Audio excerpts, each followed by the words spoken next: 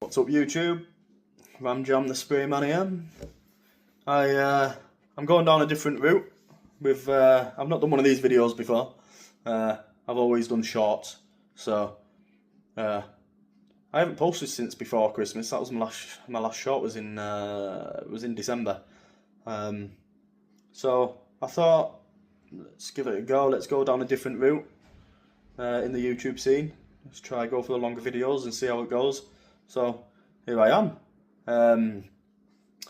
Ramjam the Spray Man, if you want to check me out on TikTok as well. I've got quite a lot of content on there. And I'm obviously going to try and push more on the YouTube side of things.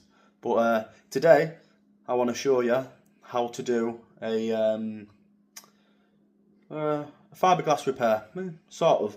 It's more of a hairline crack. It's not fiberglass matting, it's just an SMC filler that we're going to be using. But anyways, it's on an Actros, Mercedes Actros truck, brand new, and it's just on the bonnet. It's just got a little crack on the bonnet, fiberglass crack, hairline crack, and then it looks like a light patch where looks like they tried to polish something out and they burnt through or something. So it's just a little blend on this bonnet because they didn't want to take the bonnet off and pay for the full bonnet or grill, whatever you want to call it, to be painted. So it is just a little 2K blend on this job, and I just wanted to show you how to go about doing it, or my way of going about doing it. So we'll get to it. So here we are. That's the little light patch I was talking about. You can hardly see it on camera, to be honest with you, but I think they've polished through. I'm just going to give that a flat out with a 320, P320 sandpaper. I could scotch it because there's not actually any damage as such, but sandpaper was handy, so I thought why not. It's getting painted anyway, isn't it?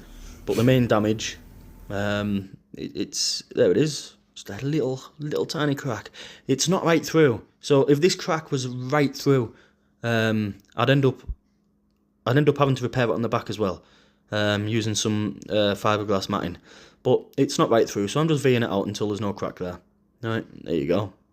V'd out with the die grinder, and this is SMC filler. Good stuff, this. Good for things like this, you know. It's to be honest with you, it's very strong. You could probably do more than just little things like this, but it is a good filler. Don't just put normal filler in because it will just crack out. It'll just fall out. Or with a little bit of flex. So at least if you've got some fibres in there, it's got something to grab onto. As you can see, it was a bit of a nightmare for me to try and mix the filler while holding the camera. But yeah, just try and get it in as smooth as you can, because, well, less sanding the better, really. That's how I always see it. You see guys who put a big mound of filler on. They're there for ages trying to flat it out. There's just no point, no need at all. So I'm using a 180. Get the thick of it off with this 180. I don't need anything coarser for a little repair like this. There's no point. A little bit more. Now I'm gonna have to put a little bit of filler in this, normal filler. So this is Optex Rage. Absolutely amazing, this filler. It's no good for deep repairs, but for anything like this, medium repairs, spot on. So satisfying how it changes colour.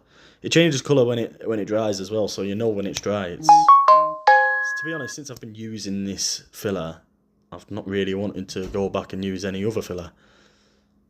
So again, put it on nice and thick, and then smooth it out afterwards.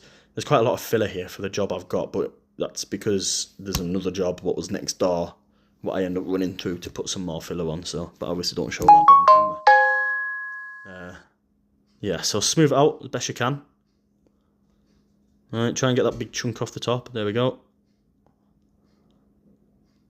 And then just hit it with 180. Same as the SMC filler. Just hit it with the 180. Get the thick of it down. After the 180, hit it with a 320 or 240. Putting 2K on this, so you don't need to be finishing with it 600 or out like that. 320 is enough. So once we're happy, or once we think we're happy, Nice and straight, no dimples, no pinholes. I'm going to mask it up, and because it's such a small repair, I'm just going to use some U-Pol high build primer.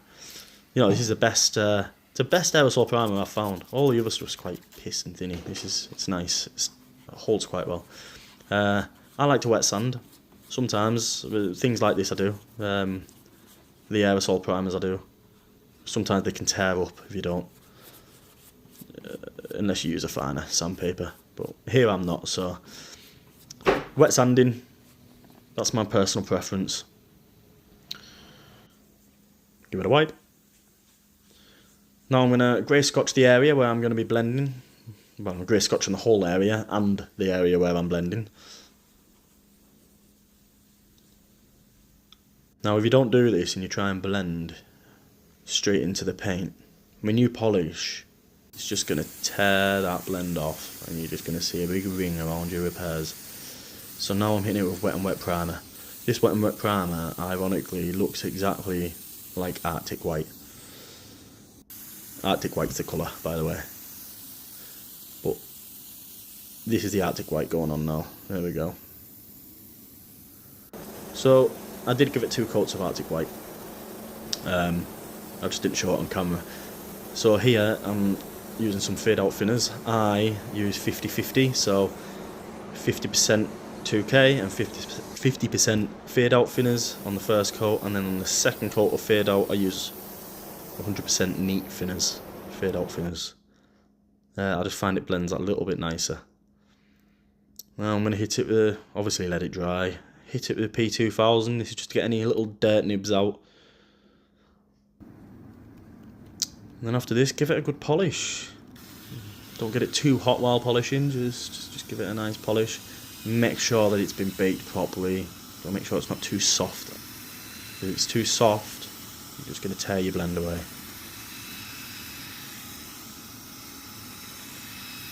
I think I've passed this maybe 2 or 3 times. I did end up using a finishing filler compound afterwards. This was a cutting compound, then I used a finishing compound to give it a little bit more depth.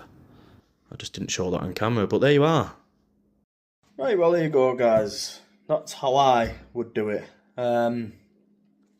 You might have a different way. If it's what you do as a job, you might have a different way. You might think that the way I done it there was completely wrong, and what I've found with other painters is they'll always think that they're the best, or whatever anyone else does is wrong, sort of thing. So that's mainly car painters though, to be honest with you. Commercial painters are spot on. Car painters are little bitches. Sorry. Right, anyway guys, I'm going to leave you with that. And until next time, I'm only joking by the way, car painters aren't bitches. We've got plenty of car painters on with us at D-Fleet, so best not upset them too much. But anyway, yeah, I'm going to leave you with that guys.